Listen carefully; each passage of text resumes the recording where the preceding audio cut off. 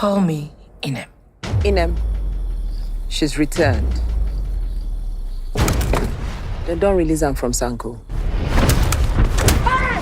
Hi, this is Sam. Welcome to the Film Village. Shanty Town episode 2 begins exactly where episode 1 left off. Inem and Ene arrives at the house. As he enters, all the girls begin praising her, welcoming Inem back from prison. Inem shuts them down and pulls Inem away. Jagun, one of the guys, starts to make trouble with Ashanti, hitting her bum. Inem comes to rescue her, beating Jagun until he bleeds. Inem rushes to the scene, begging Jagun. She tells Jagun that Inem does not know that he has been promoted. Jagun swears to report to Scar when he returns.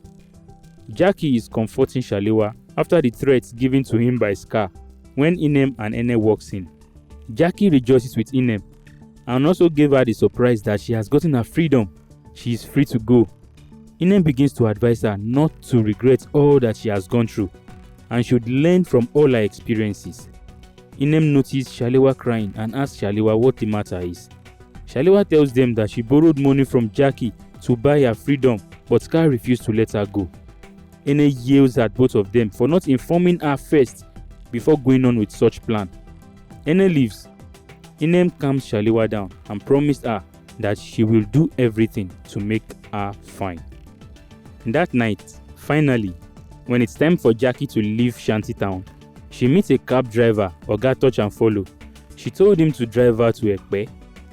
Shalewa meets her there, bids her farewell. She tells Jackie that she is going to town to look for a bar to drink and think about what to do with her life. After putting her luggage in the cab, we see the cab driver send a message to someone, texting the person the location where Jackie is going. In the next scene, we get to see that the message the driver sent was actually to Scar. After reading the message, Chief enters. Scar quickly falls to the ground to worship him. After that, he kisses Chief's ring. Chief then removes the ring and puts it in a safe. He tells Scar that a patient dog only eats the fattest bone. As he walks by Scar, his clothes brushes his face. We see Scar look at him in disgust. Chief begins a lengthy narration of how his forefathers teaches their son on being patient. He told Scar that his forefathers are the patient type and could wait no matter how long it takes to get what they want. And as hunters, they learn to wait even to kill their game.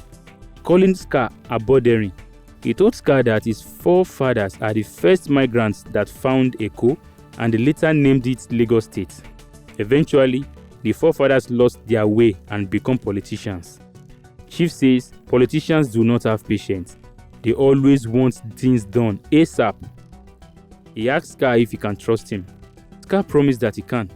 He then told Scar that he will be the next governor of Lagos State, to which Scar begins to praise and hail and vow to do all it takes to make that happen. Chief says he already owns 1/10 of Lagos and he needs more people by his side. He reminded Scar on how he gave him power and put him in the position to oversee his businesses after slaughtering Fat Comrade for Scar to take over. While Scar is excitedly still praising him, Chief brings out a shocking order. He asks that Scar should shut down the ice business, but the prostitution and others may continue. Scar first froze up. Chief says the ice business will cast a dark spotlight on his aspiration in becoming a governor. Scar gets up, telling Chief not to do that. Chief bodyguard gives him a brief kwacha beating. Chief warns Scar never to question him. He asks Scar to go get the girls ready in 4 hours. Scar walks away in anger. Then we see Shalewa in a bar drinking and also thinking about the events that happened between her and Scar earlier in the day. As she is thinking, someone sits beside her and he orders for African zombie. As he's about to drink, Shalewa stops him and engages in a conversation. Shalewa says what he's about to drink is not the actual African zombie, at least not how it is prepared. He promised to make him the best African zombie cocktail he has ever had. He asks her to make him one. She says, well, it's not for free. He asks how much will it cost. She says she's going to do it for 10,000 naira and above. He gives Mike, the bartender, the order to allow her make him the drink. Shalewa gets to work. She begins preparing the African zombie cocktail. She also added some sensual moves to sweeten the process of making it. After preparing it, she gave it to him to drink. He is pleased and immediately brings out 10,000 naira to pay her. As she is walking away, the guy introduces himself as Femi Fernandez. Shalewa did not give her name. Femi asked what he could do to spend quality time with Shalewa. Shalewa says he should just be a man who knows what he wants. Then, Femi requests for one dance and they both get on the dance floor. Then we see Jackie and the cab driver arguing on the road. Apparently, the cab broke down and the cab driver is trying to fix it. Jackie's phone rings. Mama Ine calls her. Jackie asks her not to call her number again. At least she's now free. She is no longer their slave. Then a text message comes in asking her to leave wherever she is immediately. Jackie calls Shalewa, but since Shalewa is dancing with Femi, she missed the call.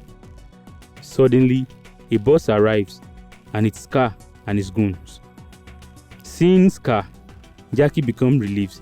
He started begging Scar to give her a lift because her car broke down. Scar orders that they carry her bag.